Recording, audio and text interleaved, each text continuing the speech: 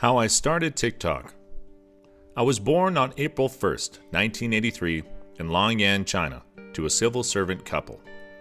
My dad worked at the municipality's Science and Technology Commission, while my mom was a nurse.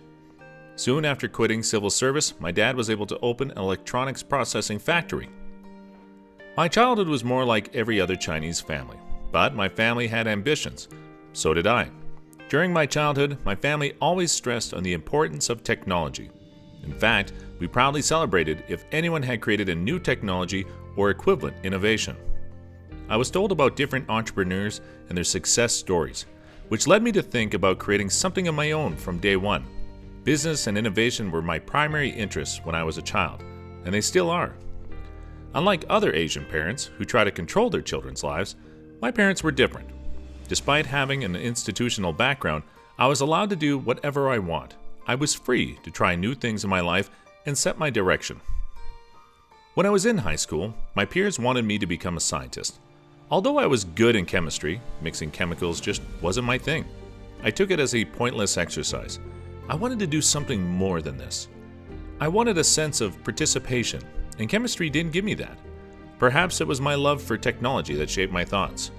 I've always believed that your behavior and your output have to see changes quickly, and the computer is the fastest.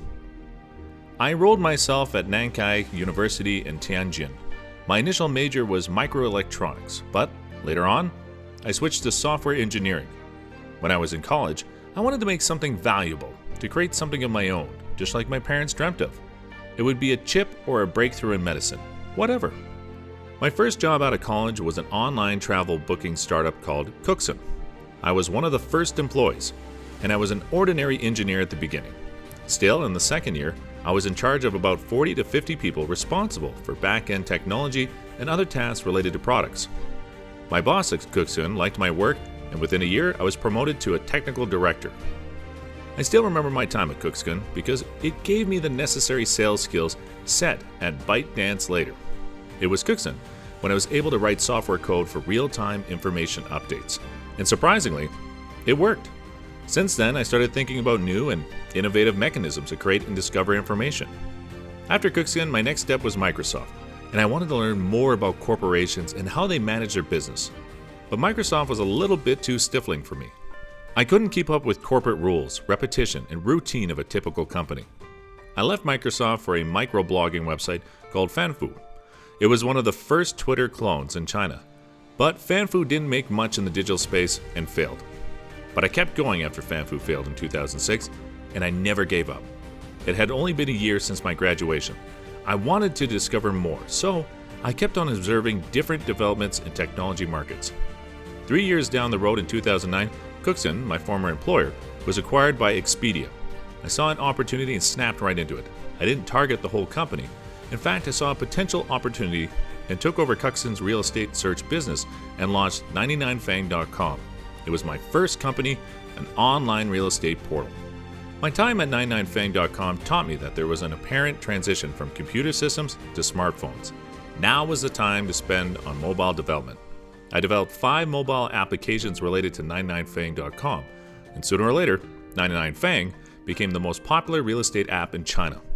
I realized that Chinese users were struggling to find valuable information on different search engines. The market was saturated with Baidu and other search engines. So, I decided to invest in artificial intelligence-based search systems. I handed over 99fang to another CEO. I hired and focused on creating a new venture. It was then I founded ByteDance. I still remember that day in my bedroom apartment in Beijing, China, in the year 2012. My vision was to push content through data gathered by artificial intelligence techniques. At first, capitalists didn't seem interested in the idea. Perhaps I was longing ahead of my time until the billionaire Yuri Milner and Susquehanna Investments funded ByteDance with $5 million. I already had the vision, and now I had the money. So I launched Toutiao, which was mainly a news application. Toutiao got 13 million daily users within the next 2 years. That was phenomenal, but my journey had just started. Seeing the demand for content, I then launched Toutiao How, which aimed user-generated and influencer-generated content. In the next couple of years, I had successfully launched Toutiao Video rebranded as Xijiao Video, Top Buzz.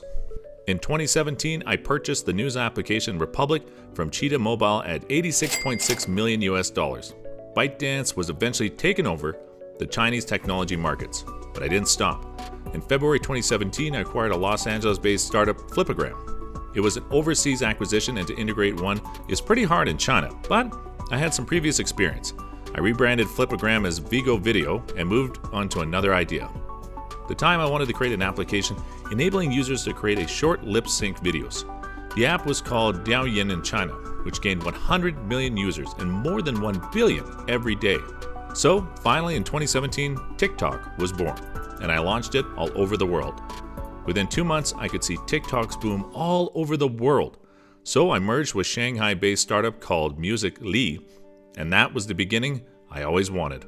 From then onwards, ByteDance received more than $3 billion US in funding from various investors, and today, TikTok is a global phenomenon. All my life, I've wanted and worked to create something more meaningful.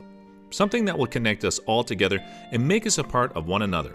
And I think TikTok is just the beginning of sharing our stories, our talents, and our side of the story together. It's my vision to use technology in ensuring that we make the best out of it. If there is anything I look up to, it's Google, a company without borders, and I'm waiting for the day when Taotiao can be borderless. I was always hungry for growth. I never stopped and went on exploring the untapped tech spaces around the world. Even today, when I see TikTok videos from outside China, it makes me realize how big the world is out there, and there is so much more to explore. I am Zhang Yiming.